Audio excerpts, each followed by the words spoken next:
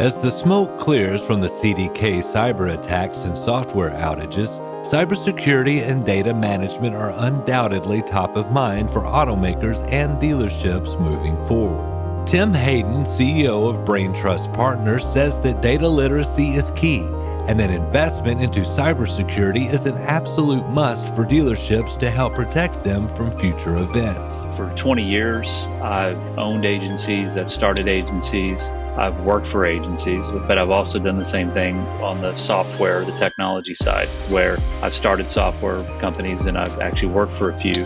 And throughout them all, I've had a fascination with data.